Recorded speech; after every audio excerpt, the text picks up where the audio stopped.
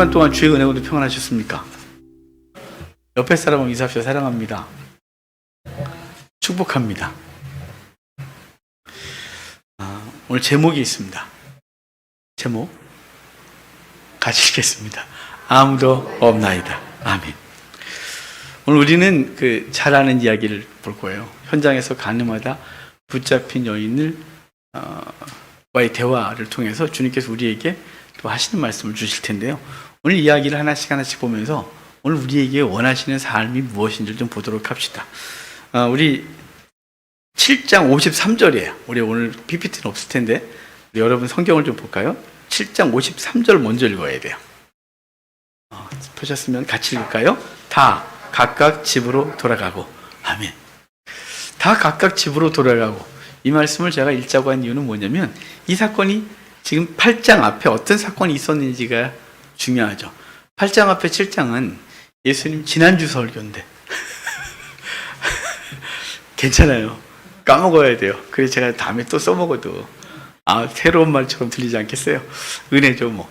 지난주에 우리가 무슨 얘기를 했냐면 초막절에 예수님께서 초막절 큰 날 그 축제 때 예수님이 성전에 서서 누구든지 목마르거든 내게로 와서 마시라. 그러면 그 배에서 생수의 강이 흘러 넘치리라 라고 하셨고, 그래서 계속해서 이어지는 이야기를 계속 하셨어요.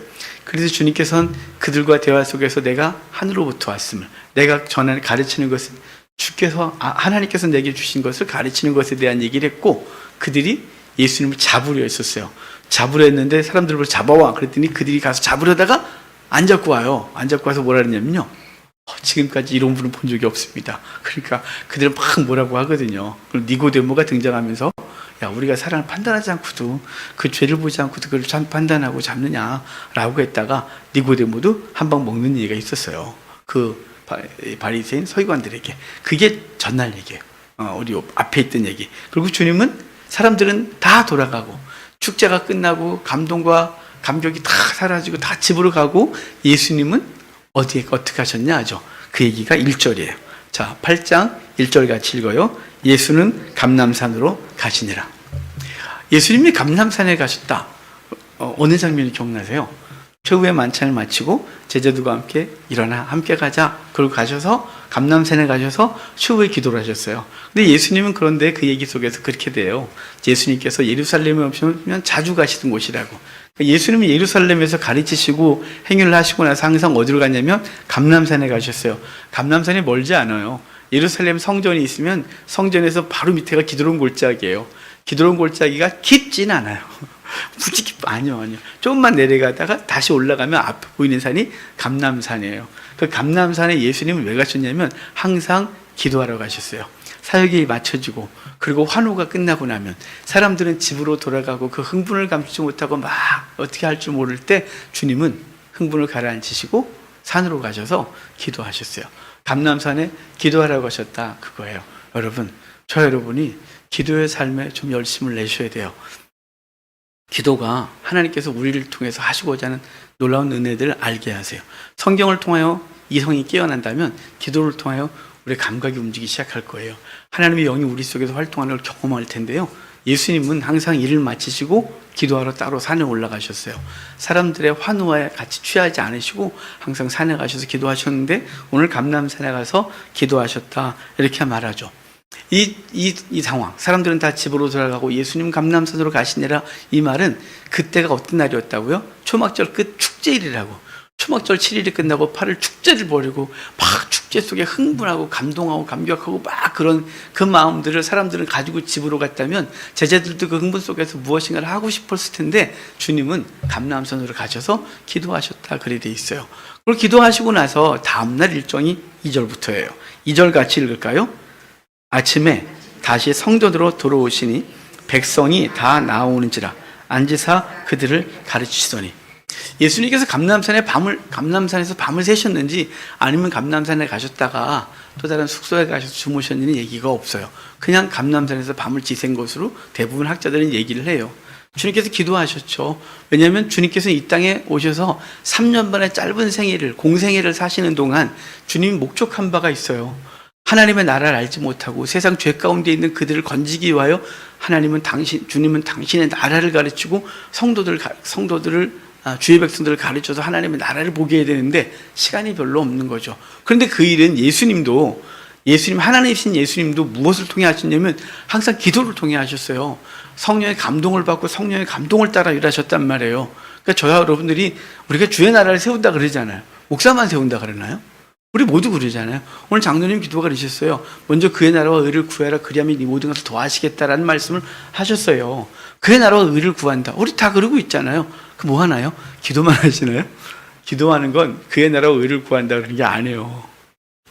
그의 나라와 의를 구하는 건 삶을 사는 거예요. 주의 나라가 임하길 원합니다. 그건 아니에요. 그냥 기도한 거예요. 기도. 삶은 그 나라와 의를 구하는 건 그분이 원하시는 삶을 살아가는 거예요. 거룩하게 살아가고 바르게 살고 성경대로 살고 그게 그의 나라와 의를 구해라. 그렇게 살아라. 그러면 그 모든 것을 도와시리라. 그랬단 말이에요. 우리 그렇게 살아가잖아요. 우리의 삶을 통해 주의 나라가 서기를 간절히 원하고 그렇게 살아간단 말이에요. 근데 주님께서 이제 기도하시고 근데 그 모든 것들은 뭘 통해요? 기도로 하시는 거예요. 주님께서 공생에 시작할 때 성령의 충만함을 입어 성령의 감동을 따라 하신 거예요. 사도들도 초대교회 때 그들이 자기의 능력으로 자기의 의지로 간 것이 아니라 그 성령이 각 사람이 임하여 성령 강림을 통해 충만해지고 그것을 통해 그들은 땅끝까지 이르러 복음을 증거하는 사명을 감당하죠. 예수님이 감람산에서 기도하시고 그리고 다음날 성전에 오셨어요. 기도하시고 뭐하러요? 가르치러 오셨대요. 가르치러 성전에 들어오셨다 그래요. 그런데 사실은 예수님이 성전에 오시는 건 되게 위험해요. 되게 위험했어요. 여러분 7장 45절을 좀 보실래요? 7장 45절을 보면 이래 돼 있어요. 우리 8장 말고요. 7장이에요. 7장 45절 보면 아랫사람들이 대제사장들과 바리새인들에게로 오니 그들이 묻되 어찌하여 잡아오지 아니하였느냐. 지금 예수님을 잡으라고 현알이 낸 거예요. 사람들 풀어서 잡아와 그랬단 말이에요. 근데 그들이 와서 우리가 그런 사람을 아직 본 적이 없는데요. 못 잡았다는 뜻이죠. 감히 잡을 수가 없었어요. 라는 뜻이에요. 그리고 주님 그들은 책망을 받았고 다음날 예수님은 성전에 또 오신 거예요. 그럼 그들은 또 뭐 할까요? 잡아와야겠죠. 잡아다가 그 입을 막아야 되겠죠. 예루살렘은 혼란스럽게 하니까 자기들이 가르친 걸 자꾸 가르친 것과 충돌이 일어나니까 잡아와야겠죠. 근데 주님은 전혀 개의치 아니하시고 무엇하러 오셨냐면 그 상황 속에서도 가르치시고 와요. 성전에 들어오신 거예요. 그래서 아침에 다시 성전으로 들어오시니 백성이 다 나오는지라 앉으다 그들을 가르쳤다. 이렇게 말씀합니다. 자, 그런데 그렇게 예수님은 가르치려고 들어왔는데 그때 새로운 어떤 모습이 하나 보여요. 바리새인과 서기관들이 이상한 일을 하나 벌이거든요. 자, 3절, 4절 같이 읽겠습니다. 3절, 5절까지 같이 읽겠습니다. 서기관들과 바리새인들이 가운데 세우고 예수께 말하되 선생이여 이 여자가 간음하다가 현장에서 잡혔나이다. 모세는 율법에 이러한 여자를 돌로 치라 명하였거니와 선생은 어떻게 말하겠나이까. 지금 엄청난 일이 벌어졌어요. 예수님께서는 전날 기도하시고 성전에 오셔서 가르치기 시작하시고 사람들은 그의 말씀을 듣고자 무리가 몰려왔어요. 사람들이 몰려와서 앉았는데 그때 어떤 사건이 벌어졌냐면 서기관과 바리새인들이 현장에서 간음하다가 잡힌 여자를 끌고 오는 거예요. 그냥 계시면 돼요. 현장에서 간음하다가 잡혀온 여자를 끌고 와요. 여러분 이게 얼마나 웃기냐면 현장에서 간음하다 붙잡히면 끌고 오는 게 아니라 뭐 하면 될까요? 돌로 쳐 죽이면 되는 거예요. 그게 율법이에요. 현장에서 간음하다 붙잡히면 돌로 쳐 죽이면 되는데 굳이 끌고 왔어요. 근데 여러분 꼭 여기 묻는 분들이 있어요. 산에 놈은 어디 갔냐고. 왜 여자만 끌고 왔냐고. 혼자 간음하냐고. 그놈 어디 갔냐고. 그놈. 이렇게 그놈 찾아야 되겠죠. 그놈은 안 끌고 왔어요. 왜 안 끌고 왔는지 몰라요. 성경 얘기를 안 해요. 힘이 있어서 못 끌고 왔는지 안 해요. 그거보다는 이들은 지금 여인을 끌어다가 돌로 치는 게 목적이 아니에요. 그의 죄에 대해서 어떻게 하고자 하는 게 아니에요. 그들의 목적은 뭐냐면 예수님을 시험하려고 하는 거예요. 그래서 그렇게 묻잖아요. 모세는 5절에 그러죠. 모세는 율법에 말하기를 그걸 돌로 치라 했는데 당신은 무거라 말하겠나이까. 여러분 이게 얼마나 난감한 질문이냐면 지금 함정에 빠진 거예요. 예수님은 함정에 빠졌어요. 자, 모세의 율법은 뭘요? 돌로 치는 거예요. 그냥 돌로 치면 됐어요. 영화를 보면, 성경 영화를 보면 사람들이 와서 돌을 들고 왔다가 돌을 다 버리는, 돌 하나도 안 들고 왔어요. 성전 마당에 돌 없고요. 그냥 끌어온 거예요. 끌어와서 예수님을 시험하고자 한 거죠. 근데 예수님이 율법을 따라서 율법이 그러니 돌로 쳐라 그러면 예수님이 평소에 가르쳤던 사랑이라는 용서에 대한 것도 부딪히지만 심각하게 부딪히는 게 하나 있어요. 로마 법에 부딪혀요. 로마 법에는 로마 그 총독 외에는 누구도 사형 권한이 없어요. 사형 권한이. 후에 그 예수님의 동생 야고보가 야고보서의 저자 야고보예요. 야고보가 돌에 맞아 죽거든요. 예루살렘에서 대제사장 아나누스에 의해서 모함을 받아 돌에 맞아 죽어요. 그런데 그가 총독이 그때가 빈 때였어요. 총독이 급사하는 바람에 그 총독이 죽고 잠시 공백이 생겨요. 로마에서 새로운 총독을 보낼 때 그 공백 상태에서 죽여버려요. 그 총독이 다시 와서 그 사건을 보고받고 그 아나누스 제사장을 아예 폐위시켜버려서 지금 프랑스 지역으로 유배를 시켜서 끝내버려요. 그러니까 감히 민간이 또 유대인들이 사형을 행할 수가 없는 거예요. 예수님은 돌아가실 때도 대제사장 사내들인 공회에서 죽이고 싶었지만 자기들이 사형권이 없어 끌고 막 답답하지만 그 더러운 빌라도의 뜰까지 들어와서 예수님을 끄집어놓고 돌로 십자가 못 박으로 소리 질렀던 것은 자기들에게 사형권이 없었기 때문이에요. 예수님께서 근데 죽여. 그러면 뭐라는 거예요? 사형권을 갖고 있는 거죠. 그럼 로마로부터 심각한 이제 법을 어긴 거라서 로마법에 접촉이 되고 죽이지 마. 그러면 율법에 저촉이 되고 뿐만 아니라 용서해라. 어떻게 해야 되는 거니?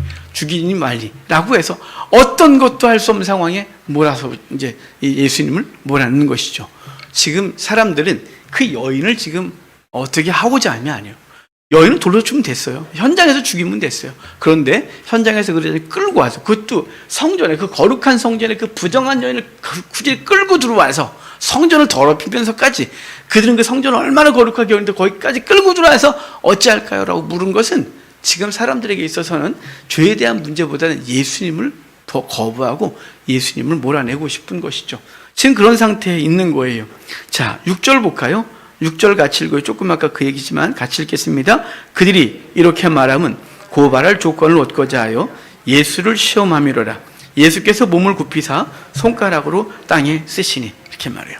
자, 이제 예수님을 시험하고자 합니다. 올무에 걸고 넘어뜨리려고 하는 것이에요. 그러니까 어떻게 물리적으로 안 되겠으니까 율법을 어기게 해서라도 모세 율법을 어기면 자기들이 징벌할 거고 그 로마법을 어기면 로마법에 고발을 할 거예요. 그래서 예수는 어찌됐거나 잡아주겠다는 생각밖에 없는데 어떻게 할 거예요? 그랬더니 주님께서 땅에 허리를 숙이고 땅에 무언가를 쓰세요. 뭔가를 끄적거리는 거죠. 여러분 지금 그 사람들이 막 화가 나 있었겠죠? 막 흥분한 상태, 예수님을 몰아넣겠다고 하는 이제 예수를 코너로 몰아넣고 이제는 빠져나갈 데가 없을 것 같은 생각 때문에 그들이 흥분하고 막 이래갖고 몰아가시는데 예수님이 갑자기 땅바닥에 주저앉으시더니 뭔가 끄적거리고 있는 거죠. 뭘 썼는지는 아무도 몰라요. 아무도 모르는데 이런저런 얘기가 많아요. 뭐 이런 얘기도 있어요. 죄송해요. 이름 밝혀서 몇 월 며칠 날 무슨 짓을 함. 이렇게 보다가 몇 월 며칠 날 무슨 짓을 함. 이렇게 쓰고 있는 거죠. 그래 도망갔다는 설이 있는데 그냥 여러 설이에요. 설. 또 누군가 그래요. 10계명을 썼다고. 1계명, 2계명 이렇게 쓰고 있었다고. 이렇게 쓰고 있었대요. 그래서 사람들이 얼마나 조급하겠어요. 지금 코너를 몰고 이제는 빼도 박도 못하게 생겼는데 그가 딴짓하고 앉아있는 거예요. 왜 저짓하고 있어? 그래서 막 흥분했죠. 흥분해서 그들이 하는 거예요. 7절 다시 볼까요? 그들의 흥분 상태 같이 읽어요. 그들이 묻기를 맞이 아니하는지라 이에 일어나 이르시되 너희 중에 죄 없는 자가 먼저 돌로 치라 하시고. 그러니까 묻기를 맞이 않는다 이 말은 막 조급한 거예요. 막 체근하는 거예요. 뭐 하냐고 말하라고 대답을 해보라고 어떻게 하면 좋겠냐고 그렇게 막 말하는 거죠. 예수님께서 쓱 일어나셔서 이렇게 말씀하신 거예요. 죄 없는 자가 먼저 돌로 치라 이렇게 말하고 또 앉으셔서 뭔가를 또 계속 끼적거리신 거죠. 여러분 왜 그러셨을까요? 주님은 심판자로 서 있는 그들을 향하여 자신을 보게 하는 거죠. 너가 그래 그랬는데 주님은 그 시선을 죄 없는 자가 먼저 돌로 쳐. 그래서 그 시선을 자기에게 돌리게 하는 거예요. 난 죄가 없나? 라고 생각하는 거죠. 그리고 주님은 땅에 앉아서 뭔가를 쓰시는데 시간을 주시면 여러분 생각해 봅시다. 여러분이 저를 정죄하겠다고 몰려왔어요. 황 목사 일로 좀 와봐. 넌 죽어야 돼. 근데 왔는데 갑자기 주님이 딱 나타났더니 잠깐. 죄 없는 자가 먼저 황 목사를 때려요. 저는 맞아야 마땅한 것 같아요. 내가 보기에도 저는 맞아야 되는데 여러분 죄가 없는 사람이 먼저 쳐요. 라고 하고 주님이 가만 계신 거예요. 그럼 여러분은 지금 저를 보다가 누굴 보게 될까요? 자신을 보겠죠. 나는 죄가 없나? 라고 생각하시고, 근데 주님께서 땅바닥에 무언가를 쓰시는데 뭘 썼는지는 아무도 모르는데 십계명을 쓰시든 그들의 우리의 죄를 하나씩 하나씩 조목조목 쓰시든 간에 우리는 시간이 있는 거죠. 어떤 시간이요? 자기를 돌아보는 시간이요. 그러면서 자기가 죄가 있다는 걸 깨닫게 되는 거예요. 주님께서 여기 2번 쓰셨죠. 한 번 땅바닥에 앉아 쓰시고 일어나셔서 죄 없는 자가 먼저 돌로 쳐. 그리고 또 쓰셨단 말이에요. 이 2번. 여러분, 손가락으로 치니 땅바닥에 무엇을 쓰셨는데 예수님이 하나님이 구약에서 쓰신 경이 있어요. 뭔가를 쓰셨어요. 그게 출애굽기 31장에 한 번 주셨고 34장에 한 번 주셨던 2돌판이에요. 율법 돌판을 주실 때 주님께서 친히 손으로 써주셨다 그래 되어 있어요. 2번째 받을 때 뭔가요?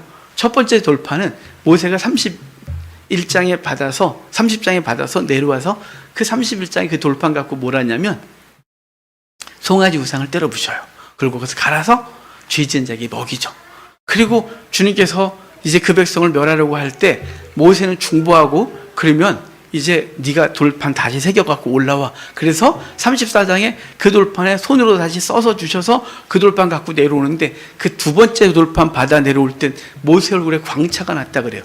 첫 번째는 율법을 펴부신 거예요. 율법이 뭐예요? 죄 지으면 죽는다. 이것을 주님이 그 돌판으로 없애버렸어요. 그러고 나선 2번째 법은 뭐냐면 은혜의 법이에요. 그래서 그 얼굴에 광채가 나는 거죠. 예수님 얼굴에 광채가 나신 이유가 뭘까요? 그분의 얼굴에 광채가 나신 것은 그분이 우리를 뭐로 대하시냐면 율법으로 대하지 않기 때문에 그래요. 그분이 우리를 율법으로 대한다면 그분의 얼굴이 검해지겠죠. 그분의 얼굴이 인상을 쓰겠죠. 빡 쓰고 우리를 어떻게 하시려고 하는 거니까. 근데 그분의 얼굴에 광채가 나는 건 그분이 우리를 뭐로 대하시냐면 은혜로 대하는 거예요. 그 2번째 돌판을 뭐로 썼다고요? 손가락으로 직접 쓰셔서 우리에게 주신 돌판이라고 말하는 거예요. 지금 여기 뭐라 그래요? 주님 쓰셔서 한번 먼저 쓰시고 일어나서 뭐래요? 죄 없는 자가 먼저 돌로 쳐. 이건 무슨 걸까요? 이제는 죄에 대한 심판이 아니라 그분은 다른 것으로 대할 것을 쓰고 계신 거죠. 2번째 돌판이 직접 쓰시고 은혜로 우리를 대하듯이 그분의 얼굴과 광채가 나듯이 쓰고 있는 거예요. 첫 번째 돌판을 맞은 사람들이 지금 회중에 있는 거예요. 첫 번째 돌판을 맞은 사람이 뭐라고요? 죄 없는 자가 먼저 돌로 쳐. 그들은 주겠다고 왔어요. 율법 갖고 왔어요. 율법 갖고 왔는데 그 율법 갖고 봐봐. 너를 봐. 그런데 자기를 보니 자기가 감히 심판할 존재가 못 되는 거예요. 율법으로 뭐가 깨지는 거예요? 자기가 깨지는 거예요. 결국은 다 사라지고 말았어요. 예수님께서는 그렇게 하시고 일어나시는 거죠. 그러고서 일어나셔서 9절, 10절 봅시다. 그들은 다 떠나가고 여자와 예수님만 남았는데 10절 같이 읽어요. 예수께서 일어나사 여자 외에 아무도 없는 것을 모시고 이르시되 여자여 너를 고발하던 그들이 어디 있느냐? 너를 정죄한 자가 없느냐? 그래요. 자, 다 떠났어요. 뭘로 떠났어요? 그들은 율법을 갖고 왔다가 율법에 부딪힌 거예요. 율법을 갖고 와서 여인을 어떻게 하려다가 예수님께서 죄 없는 자가 먼저 돌로 쳐 라고 하는 거예요. 율법으로 너희를 비춰. 율법으로 비춰봐 너희가 어떤 존재인지. 그래서 비추고 나니까 감히 자기가 그 앞에 설 수가 없는 거예요. 아니 돌로 치기 전에 자기가 맞게 생긴 거예요. 그래서 도저히 감당이 안 돼서 그들은 하나씩 다 떠나갔대요. 양심의 가책을 이겨 다 떠나갔대요. 그리고 예수님께서 일어나시는 거죠. 누구만 남았어요? 여인만 남은 상태에서 예수님께 일어나셔서 여인에게 물어요. 다 어디 갔니? 그랬더니 다 갔나이다. 아무도 없나이다. 그래요. 아무도 없나이다. 오늘 제목이 뭐예요? 아무도 없나이다예요. 뭐가 없어요? 죄를 정죄할 사람이 없어요. 심판자가 없어요. 아무도 없는 거예요. 스스로 의롭다 할 유체가 없는 거예요. 죄 없는 사람이 없는 거예요. 모든 사람이 죄인인 거예요. 주님께서 뭘 말씀하실 거예요? 여기서 죄 없는 자가 먼저 돌로 쳐 라고 말한 건 죄 없는 사람은 없다예요. 그 여인이 입으로 말라고 그러잖아요. 아무도 없나이다. 다 어디 갔니? 아무도 없나이다. 뭐가요? 죄 없는 자가 아무도 없나이다. 너를 심판하고자 하는 사람은 없나이다. 절 심판할 사람도 없나이다. 이렇게 말하는 거예요. 여러분, 여러분은 하나님 은혜 가운데 이미 죄가 도말됐어요. 그래서 우리 스스로 우리의 행위를 통하여 하나님의 의롭다 할 육체가 없을 뿐만 아니라 의인은 없는데 하나도 없어요. 그런데 주님께서는 우리를 정죄할 자도 없다고 말하는 거예요. 정죄할 자가 없다 이 말은 뭐냐면 예수님께서 저와 여러분의 죄를 그의 피로 다 씻으심으로 죄가 없어요. 그래서 예수님께서 우리를 죄 있다 한 적도 없고 죄를 기억지도 아니하시고 생각지도 않는 거예요. 진정한 용서는 기억하지 않는 거예요. 그럼 만약에 저와 여러분이 한 1년 전에 1년 전 사건이 있었다가 상처를 받아 서로 헤어졌다가 다시 1년 만에 만났는데, 너 그때 그 짓 했지? 내가 용서했어. 내가 용서한 거예요? 아니, 용서한 게 아니에요. 또다시 죄책감을 주는 거죠. 너 10년 전에 나한테 그랬지? 너 진짜. 이건 용서한 게 아니에요. 만날 때마다 그 죄를 기억하는 거죠. 주님이 기억지도 않는 거예요. 그 죄를 깊은 바다에 던져 그 등 뒤에 던졌다 그랬어요. 기억지도 아니하신다. 이게 뭐냐면 정죄하지 않는다 이 말이에요.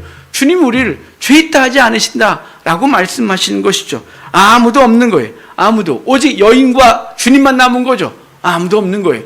그 여인을 심판할 자 누구만이냐면 주님만이 심판할 수 있는 것이죠. 아무도 없으니까. 예수님은 죄가 없어서 거기 계신 거예요.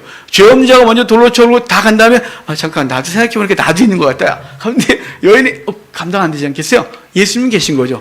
예수님은 죄가 없으세요? 그 여인은 죄인으로서 그냥 그 자리에 있는 거죠. 부름받았으니까. 거기 끌려왔으니까. 그런데 그 자리에 아무도 없고 누구만이냐면 예수님과 자신만 있는 거예요. 너를 정죄할 자가 없느냐? 이렇게 묻잖아요. 어디 있느냐? 너를 정죄할 자가 없느냐? 11절 다시 한번 읽어요. 대답하되 주여 없나이다. 예수께서 이르시되 나도 너를 정죄하지 아니하노니 가서 다시는 죄를 범하지 마라. 이렇게 말합니다. 자, 나도 너를 정죄하지 않는다. 죄 있다 하지 않을게. 그 대신 조건이 있어요. 다시는 죄를 짓지 말아요. 여러분, 우리가 기독교를 사람들이 특별히 장로교를 복음을 아주 싸구려로 받아들인다 그래요. 여러분, 그러신가요? 비싸면 어떻게 우리가 받을 수 있겠어요? 복음의 가치가 목숨값이다. 할 수 있겠어요? 없어요. 어차피 대가를 지불할 방법이 우리에게는 없어요. 그래서 거저 주시는 것밖에 없는 거죠. 근데 거저 주신 것은 은혜로 받아들일 것이 그것에 대한 감격이 있으면 삶은 절로 따라오는 거예요. 그 여인에게 말하는 거예요. 나도 너를 정죄하지 않을 건데 다시는 죄를 짓지 마라. 이렇게 말하는 것입니다. 그 여인에게 삶을 요구하세요. 저 여러분을 용서하신 그분은 용서란 말 자체도 주님께서는 정죄하지 않겠다고 하셨고 죄 있다 하지 않고 우리의 죄를 다 사라지게 하셨어요. 근데 그분이 우리에게 요구하는 건 뭐냐면 다시는 똑같은 죄를 짓지 마라고 말하는 거죠. 근데 이 말이 여러분에게 어떻게 들리세요? 감사라고 들리시죠? 또 하나 있어요. 주여, 난 자꾸 반복해요. 내가 돌아보면 난 비슷한 죄에 자꾸 넘어져요. 어떤 문제는 되게 센데 어떤 문제는 절대 유혹도 안 받아요. 그런데 어떤 문제만 딱 오면 마치 사단이 내게 스위치를 딱 건든 것 같아서 그 문제 앞에서는 감당이 안 돼요. 내가 절제도 안 되고 자꾸 넘어져요 라는 거 있잖아요. 모든 사람이 있어요. 나는 없다 싶은 눈으로 앉아 계시지만 다 있으세요. 우리 다 있어요. 그래서 우리 누구도 정죄할 수가 없고 오직 하나님 앞에서 우리 있는 것이죠. 그런데 여러분, 그것에 대해서 힘을 구하셔야 돼요. 주의 은혜를 구하고 의지를 가지고 하나님 앞에 그 문제를 자꾸 내놓으셔야 돼요. 주님, 이 문제는 정말 잘 안 돼요. 이 문제가 잘 안 돼요 라고 내놓으시고 다시 주로부터 은혜를 입고 그러셔야 됩니다. 또한 우리가 이제 이 죄 짓지 마라 그러는데 우리를 어디 가운데 있게 하시면서 말했냐면 오늘 12절, 오늘 마지막 절 같이 읽을까요? 오늘 본문 마지막 절 12절인데 같이 읽어요. 예수께서 또 말씀하여 이르시되 나는 세상의 빛이니 나를 따르는 자는 어둠에 다니지 아니하고 생명의 빛을 얻으리라. 나도 너를 정죄하지 않을게. 다시는 죄를 짓지 마. 그래놓고 하신 말씀이 나는 세상의 빛이다. 이 빛 가운데 다니는 자는 다시는 어둠 가운데 있지 않는다. 그래서 무슨 얘기일까요? 이 어둠 가운데 있다는 건 죄 짓고 다닌다는 것이죠. 죄 짓고 다니지 않아. 나는 빛 가운데 있어. 나는 빛이야. 나는 세상의 빛이야. 빛 가운데 있으면 죄 짓지 않는단다. 어둠 가운데 있지 않게 돼. 라고 말씀하시는 거예요. 여러분, 예수님은 요한복음에선 예수님이 등장하자마자 예수님은 세상에 오실 빛으로 등장하세요. 빛이다. 그리고 빛이 왔으면 어두움에 감당하지 못하고 받아들이지 않았다고 말씀하시거든요. 예수님이 빛이신 거예요. 그 빛이신 주 앞에 우리는 삶을 드리고 빛에 비춤을 얻고 바르게 살아가는 것이죠. 여러분, 빛된 삶은 죄를 짓지 않는 것이에요. 요한 1서에서 동일하게 말해요. 빛 가운데 거한다 하면서 형제를 미워하는 자는 어둠 가운데 있는 자다. 오늘 아침에 여러분에게 문자 보내드린 거예요. 빛 가운데 거하는 자는 형제를 사랑한다고 그러죠. 빛 가운데 거한다 하면서 형제를 미워하는, 죄를 지으면 그는 어둠 가운데 있는 자다. 아직 빛 가운데 있는 존재가 아니다. 그는 거짓말하는 존재다라고 계속해서 얘기를 하는 거예요. 여러분, 빛 가운데 있는 존재는 죄를 짓지 않아요. 빛 가운데 있는 존재는 어떻게 빛 가운데 있게 됐냐면 그 죄와 사망으로부터 자유케 된 거거든요. 여러분 성경 어디만 더 한번 보냐면 32절 볼까요? 32절. 32절 같이 읽겠습니다. 진리를 알지니 진리가 너희를 자유롭게 하리라. 진리를 알지니 진리가 너희를 자유롭게 하리라. 지금 오늘 전체 속에서 하는 얘기예요. 자, 빛 가운데 거하는 자는 어두운 가운데 있지 아니하고 이제 죄를 짓지 않는다는 거예요. 그런데 죄를 짓지 않게 되는 것에 대한 전체적인 쭉 얘기가 뭐냐면 우리는 진리 가운데 있게 된대요. 진리가 우리를 자유케 했대요. 진리 뭐래요? 진리가 우리를 자유케 했는데 진리가 예수 그리스도가 진리신데 우리가 진리 안에 있지 않을 때 뭐가 우리를 잡았냐면 율법이 우리를 노예 삼은 거죠. 죄책감에 시달리게 하고 그 죄책감에 시달리는 게 한두 끝도 없는 거예요. 왜냐하면 우리가 완벽하게 죄를 이길 방법이 없기 때문에 그래요. 제가 그랬잖아요. 우리 누구나 죄 짓지 않아야지 그러는데 어떤 문제 있으면 매번 넘어진다고. 정도의 차이가 있었으면 넘어진다고. 예전에 10년 전에 10번 넘어졌다면 지금 한 두세 번밖에 안 넘어지면 여전히 넘어지는 거 똑같다고. 죄는 똑같이 죄예요. 그런데 그 죄 가운데 있는 자는 율법의 노예가 되어 심판을 당하는 것이죠. 노예로 헛것거리고 살아가는 거예요. 그런데 예수 그리스도인을 만나면 그분이 진리이신데 그 진리가 우리를 자유케 하는 거예요. 뭐로부터요? 율법으로부터 자유케 하는 거예요. 형벌로부터 자유케 하는 거예요. 죄책감으로부터 자유케 하는 거예요. 그래서 우리 성도는 그 모든 것들로부터 자유케 된 존재, 진리가 우리를 자유케 한다고 그렇게 말하는 거죠. 그런데 몸으로부터 자유, 너무 좋죠. 그런데요, 프롬도 중요하지만 포도 되게 중요해요. 몸을 위한 자유, 몸을 위한 자유가 우리 속에 있어야 되는데 이게 없어요. 성도의 삶이 없는 거예요. 여러분, 우리가 자유를 얻었는데요. 성도의 자유는 죄로부터 자유, 심판으로부터 자유, 멸망으로부터 자유, 사단으로부터 자유, 율법으로부터 자유, 죄책감으로부터 자유, 다 자유 얻었어요. 이제 근데 그 자유는 무엇을 위한 자유가 되는데 하나님의 영광을 위한 자유가 되어야 되는 거예요. 갈라디아서도 이렇게 말해요.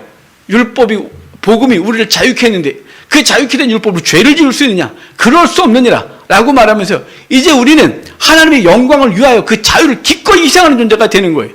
우리의 자유는 주를 위하여 기꺼이 드리는 거죠. 진리가 우리를 자유케 했어요. 죄책감으로부터 자유케 했어요. 심판으로부터 자유케 했어요. 그분을 빛 가운데 거하게 했어요. 그래서 우리는 그분을 위하여 죄 짓지 않고 그분을 위하여 거룩한 삶을 살아가고 그분을 위하여 형제를 사랑하고 그분을 위하여 오늘 나는 성도로서 예배를 드리고 그분을 위하여 오늘 내게 주어진 사명을 감당하고 있는 것이, 그래서 진리가 우리를 자유케 했다. 이 말은 주님 앞에서 우리가 죄로부터 자유했으나 주를 위하여 또 그 자유를 기꺼이 내어드리는 성도가 되는 거죠. 그런데 여러분, 우리는 오늘 본문의 제목이 뭐예요? 오늘 설교 제목, 아무도 없나이다.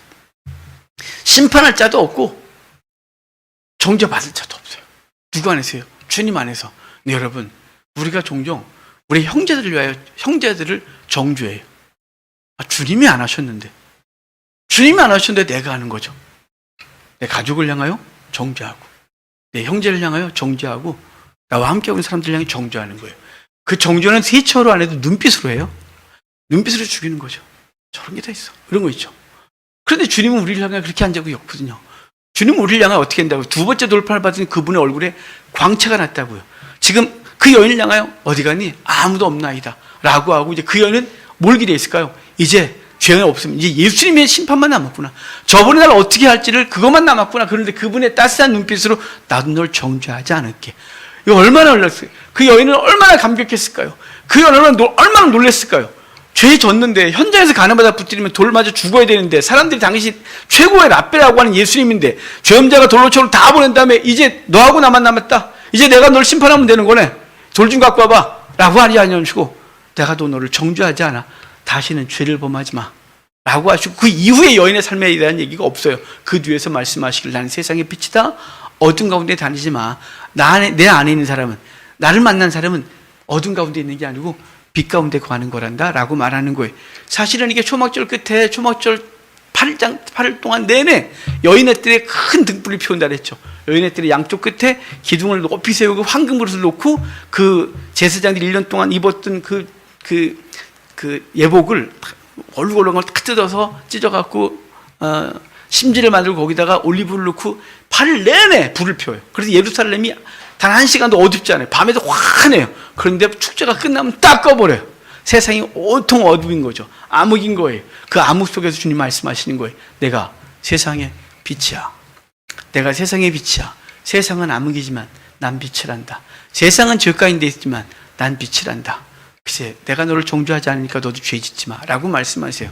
심판자 주님밖에 없어요. 아무도 없어요. 정죄할 자 아무도 없어요. 정죄받을 자 아무도 없어요. 우리 다 똑같아요. 주님께서 우리를 죄 없다 하셨으므로 저 여러분들이 하나님 앞에서 진리 가운데 살아가고 우리 형제 자매를 향하여 정죄의 눈빛을 좀 내려놓으셔야 돼요. 정죄하려 할 때 주님 말씀하시면 기억하셔야 돼요. 죄 없는 자가 먼저 돌로 쳐. 그리고 그분께서 안 주셨어요. 뭘 썼는지 중요하지 않아요. 시간 주신 거예요. 자신을 돌아보라고. 내가 어떤 존재인지. 그 내가 어떤 존재인지 아는 순간 누구를 향하여서도 그 누구를 향해 돌을 던질 수가 없어요. 그래서 우리는 다 돌아가게 돼 있는 거죠. 주의 말씀을 기억하고 오늘 우리의 삶 속에서 나도 너를 정죄하지 않겠다.